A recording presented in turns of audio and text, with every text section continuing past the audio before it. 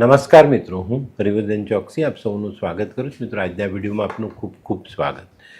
મિત્રો, આકાશમાં જ્યારે ગ્રહ પોતાની ચાલ બદલે, પોતાની દ્રષ્ટિ બદલે, ત્યારે તેની અસર દેશ દુનિયા પર આવે અને આ અસર ઘણી વખત નાની હોય, ઘણીવાર મોટી હોય.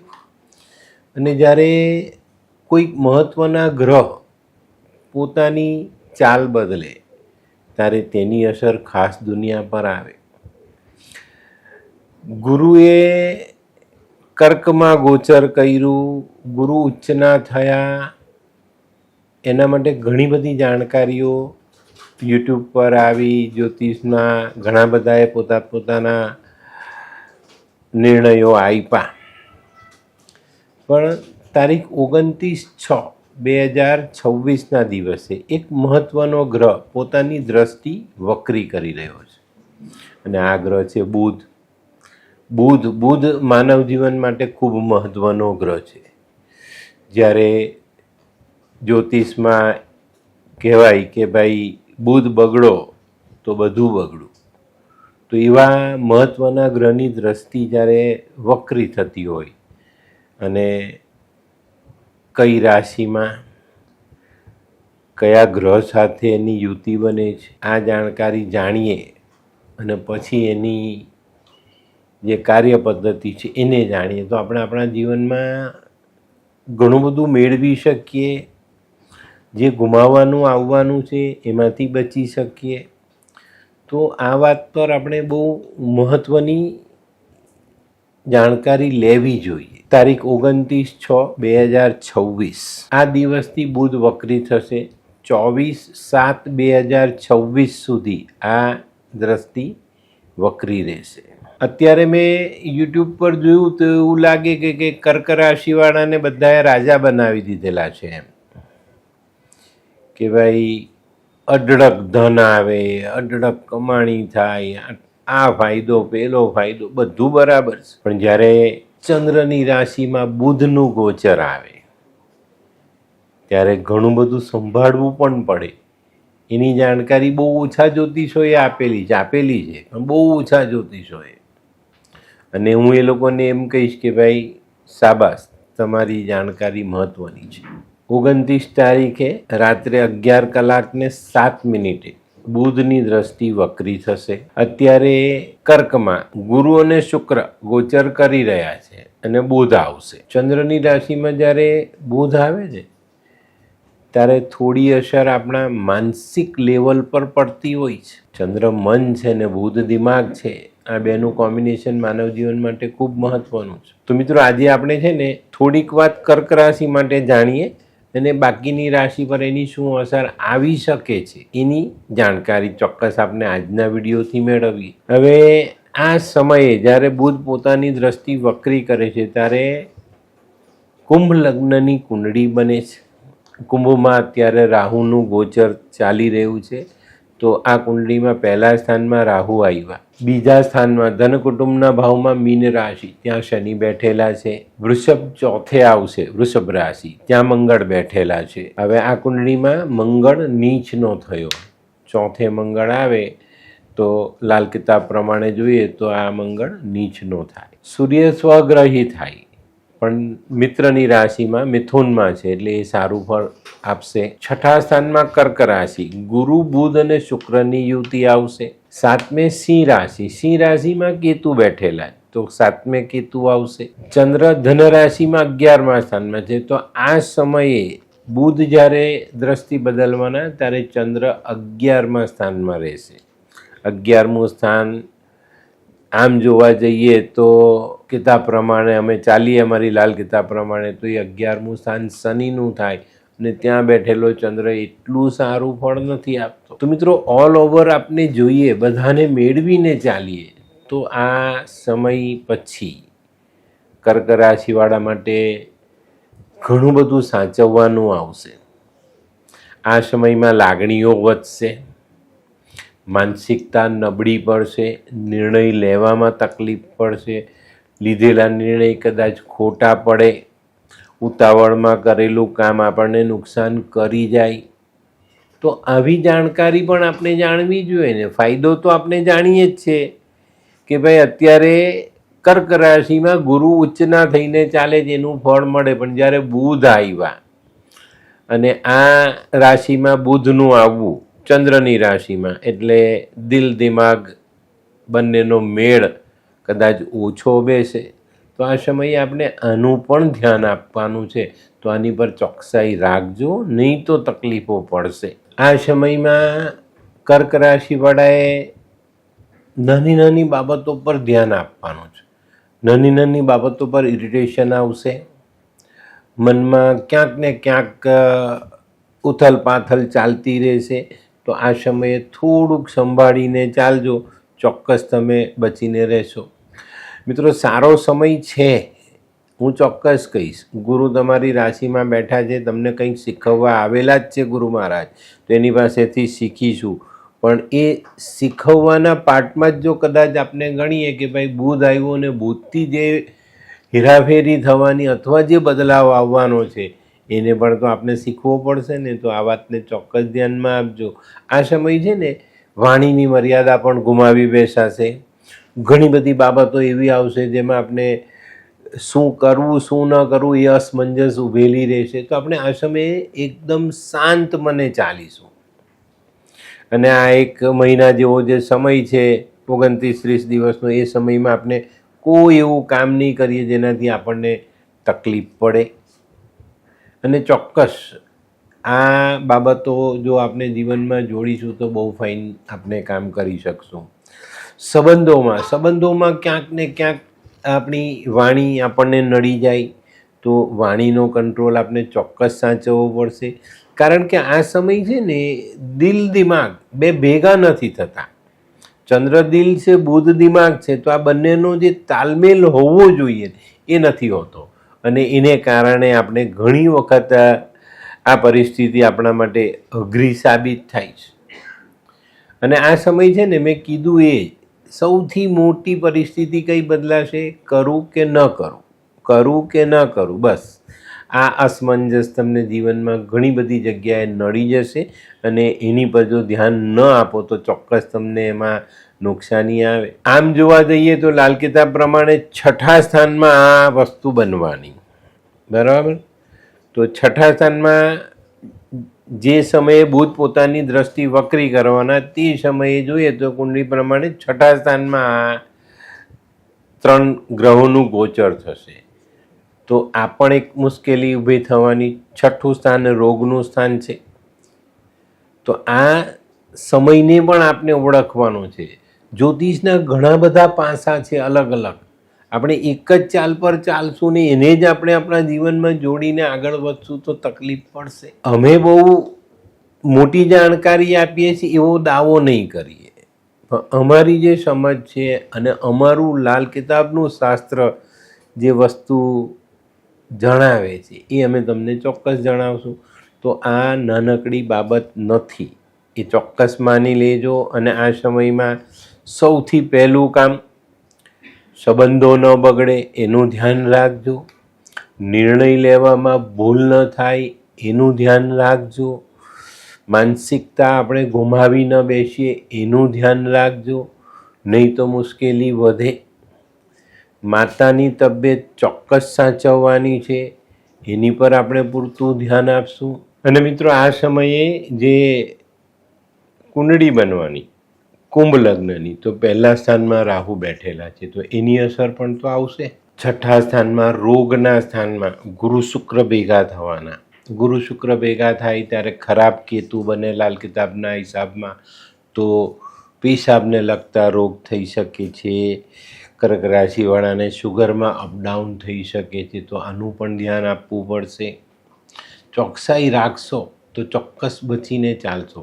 પણ જો આપણે મનમાની કરી અને ગ્રહોની ચાલને નજરઅંદાજ કરી તો ચોક્કસ નુકસાન શક્ય છે. આ સમય ચોક્કસ રીતે આપણે સારો બનાવવાનો છે, એ વાતને નક્કી રાખજો. 4થા સ્થાનમાં ગુરુ આવે, કર્ક રાશિમાં ગુરુ આવે, સારી વાત છે.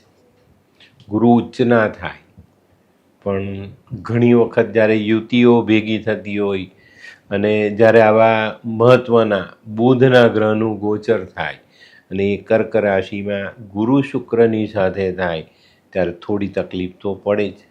તો આપણે આ જે સમય છે ને એને સાચવવાનો છે. આપણે ઘણી વખત એવું વિચારીએ જ કે ભાઈ બધાએ કીધું બહુ સરસ, બહુ પૈસા આવશે, જીવન બદલાઈ જશે, બહુ બધું મળશે, કંઈ મળ્યું નહીં. ના, એવું નથી. જે મળવાનું છે એ મળશે, પણ તમારી યોગ્યતા ગ્રહ પણ જોશે, ભગવાન પણ જોશે અને તમારું નસીબ પણ જોશે. તો એની પર આપણે ચોકસાઈ રાખીશું. જ્યોતિષમાં બહુ મહત્ત્વની બાબતો જોડાયેલી છે. એની પર જો આપણું ધ્યાન ન હોય ને તો આપણે એને મેળવી નથી શકતા, ઉલટાનું આપણે ગુમાવી દઈએ છીએ. તો એની પર ચોકસાઈ રાખવાની. સારો હિસાબ આપણે કરીએ તો ચોક્કસ એ થાય. હિસાબમાં એક વસ્તુ હોય કે ભાઈ ભૂલ ન કરવી પડે. કોઈ જગ્યા પર બાદબાકી, કોઈ જગ્યા પર સરવાળો પરફેક્ટ થવો જોઈએ, તો હિસાબનો તાળો મળે, નહીં તો ન મળે. તો આ બધી વસ્તુઓ પર આપણે બહુ ચોકસાઈ રાખવાની. અને બુધ જેવો ગ્રહ જ્યારે આ રીતના આ રાશિમાં ગોચર કરતો હોય ત્યારે તેના પરિણામ આપણે ચોક્કસ જાણવા જોઈએ. હવે નુકસાન જોયું, 2-3 ફાયદા બી જણાવી દઉં ને. નસીબ થોડુંક સાથ આપશે, પણ નિર્ણય લેવામાં ધ્યાન રાખશો તો બરાબર છે. બેન દીકરીઓના દુઃખ હશે તો એમાં થોડી કમી આવશે, એમાં ફાયદો થશે. પતિ પત્નીના સંબંધોમાં થોડીક નરમાશ આવશે. બુધ અને ગુરુ 6થા સ્થાનમાં છે તો થોડુંક ધ્યાન અહીંયા રાખજો. નિર્ણય લેવામાં બેવકૂફી નહીં કરતા, સમજી વિચારીને વડીલોની સલાહ લઈને ચાલજો. ગુરુ સાથે બેઠેલા છે, ગુરુ આપણા વડીલ છે, તો આપણા ઘરના વડીલોની સલાહ આ સમયમાં આપણા માટે ઉપયોગી સાબિત થશે એ લખીને રાખજો, ચોક્કસ ફાયદો થશે. હા, આ સમયમાં છે ને ચંદ્ર કદાચ તમને થોડોક પરેશાન કરે તો મેં કીધું એમ થોડીક માનસિકતા જાળવજો. ઉતાવળ નહીં કરતા, કોઈ પણ વસ્તુ સમજી વિચારી 2 માણસની સલાહ લઈ ને પછી કરીશું તો આપણે ભૂલ નહીં કરીએ. શનિ બીજા સ્થાનમાં બેઠેલા છે, ધન કુટુંબના ભાવમાં. તો આ સમયે શનિની વિરુદ્ધના કોઈ કામ ન કરવા. મીનના શનિ છે, બરાબર. ત્યારે ગુરુની રાશિમાં શનિ ગોચર કરતો હોય ને ત્યારે તકલીફ તો પડે જ છે. અને આ આવનારો જે સમય છે ને એ કદાચ થોડો ઘણો રોગચાળો ક્યાંક ને ક્યાંક આપણને આપી જાય. તો આ સમય પણ દુનિયાએ સાચવવાનો છે, દેશના લોકોએ સાચવવાનો છે. હજુ ગઈકાલે જ આપણે વેનેઝુએલામાં એક મોટો ધરતીકંપ જોયો. હજુ આફ્ટર શોક ચાલુ જ છે, તો ક્યારેક કંઈક થાય તો નવાઈ નહીં. તો આ સમય એ પણ સાચવીને આપણે ચાલવાનું છે. હવે આ કુંડળીમાં સૌથી મહત્ત્વની વાત જોઈએ આ ગોચરમાં, તો બુધ 6થે કર્ક રાશિમાં આવશે, વક્રી દ્રષ્ટિ થશે રાત્રે 11:07 અને મંગળ છે વૃષભનો મંગળ 4થા સ્થાનમાં બેઠેલો છે. તો 4થા સ્થાનમાં બેઠેલો મંગળ નીચ થાય તો મંગળનું નીચનું ફળ મળે. વૃષભનો મંગળ છે તો લાગણી વધારે થાય. તો કર્ક રાશિવાળા આ સમયમાં લાગણીશીલ થઈને નિર્ણય લે અને એ નિર્ણય ખોટા પડે. આપણને એમ થાય કે ભાઈ આપણો ભાઈ છે, આપણો દીકરો છે, આપણું સંતાન છે, આપણા કાકા છે, મામા છે, આપણો પડોશી મિત્ર, એવી લાગણીમાં આપણે આવીએ ને કોઈ નિર્ણય લઈએ તો આ સમયમાં આ નિર્ણયમાં ક્યાંક ને ક્યાંક આપણે ભૂલ કરી બેસીએ. તો મિત્રો આનું ધ્યાન રાખજો. મંગળ જ્યારે શુક્રની રાશિમાં હશે, શુક્રની સાથે હશે તો લાગણી આપણી વધતી દેખાય. અને આ છે ને લાગણી આપણે ખોટા માણસ પ્રત્યે રાખતા હોઈએ એ છેલ્લે ખબર પડે, ત્યારે શરૂઆતમાં નહીં. ત્યારે તો આપણને લાગણી દેખાય, લાગણી અનુભવીએ અને લાગણી બતાવી પણ દઈએ. પણ જ્યારે નિર્ણય લેવાય, એનું પરિણામ આવે ત્યારે આપણે આ વસ્તુથી શું થયું, કેટલું નુકસાન, કેટલો ફાયદો, એનું પરિણામ આપણે પછી જોવા મળે. ત્યારે આપણને નુકસાન જ દેખાય, ફાયદો ન દેખાય. તો આની પર ચોકસાઈ રાખવાની. જ્યારે આવા ગોચરો બદલાય, વક્રી દ્રષ્ટિ થાય તો ચોક્કસ આપણે ધ્યાન રાખવાનું છે. આ વખતે બુધની દ્રષ્ટિ વક્રી થઈ રહેલી છે કર્કની એમાં, તો આ જે વસ્તુઓ છે ને તેની પર આપણે ધ્યાન રાખવાનું. અને મેં કીધું ને સાહેબ, બુધ આપણે એમાં વડીલો આપની કહેવત પાડી જ ગયા છે કે ભાઈ વિનાશ કાલે વિપરીત બુદ્ધિ, તો એ બુધ છે, બુધ બુદ્ધિ છે, તો આપણે આને પણ ધ્યાનમાં લઈશું, એ પ્રમાણે ચાલીશું તો ચોક્કસ આપણે કંઈક ને કંઈક સારો ફાયદો મળશે. સૌથી મોટો ફાયદો આ બુધ આપવાનો છે, છઠ્ઠા સ્થાનમાં આ ગોચર થાય છે, છઠ્ઠા સ્થાનમાં રહીને બુધ વક્રી થાય છે, તો અહીંયા થોડી અસર એની ઓછી પણ હોય. પણ જ્યારે યુતિ બને, બીજા ગ્રહો પોતપોતાના સ્થાનેથી હટે, પોતાના સ્થાનમાં બેસીને એની દ્રષ્ટિમાં આવે, અથવા એ સ્થાનમાં આ ગોચરની વક્રી દ્રષ્ટિની અસરથી જ્યારે નબળા પડે ત્યારે આપણે નુકસાન તો થાય. પણ આમાં છે ને એવા બહુ મોટા નુકસાન નહીં, પણ આપણી કરેલી ભૂલ આપણને નડી જાય. તો અહીંયા આપણે આ સાવધાની જરૂર રાખવાની છે સાહેબ.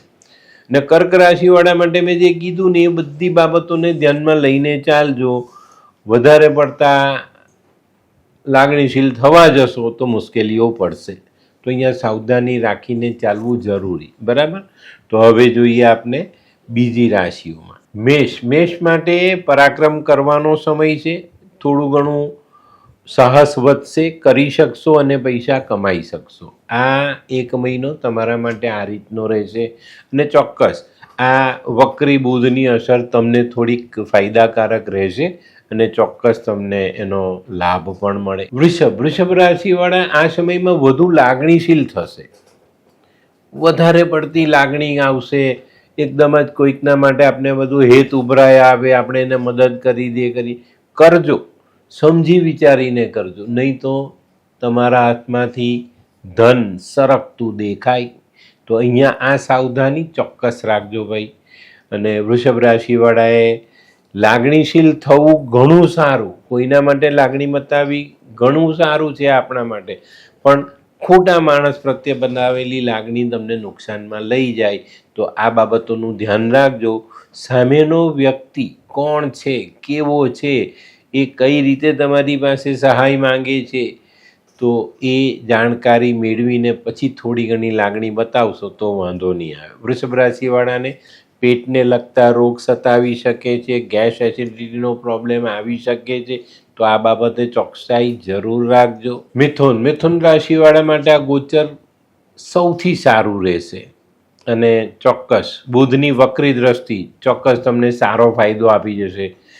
અને અત્યારે તમે આ ગોચર જ્યારે થવાનું, આનું જે વક્રી એની દ્રષ્ટિ બદલાવાની, વક્રી થવાના બુધ, ત્યારે તમે 5મા સ્થાનમાં બેઠેલા છો, તો ચોક્કસ તમને ફાયદો થાય. અને 5મા સ્થાનમાં સૂર્ય બિરાજમાન છે, તો ચોક્કસ તમને તમારો એક મહત્ત્વનો મિત્ર સહાય કરી જાય. તો આ સમયમાં વેપાર, ધંધો, નોકરી આ બધામાં તમને સારી સહાય મળી જાય. કર્ક રાશિ માટે આપણે સંપૂર્ણ જાણકારી મેળવી લીધી.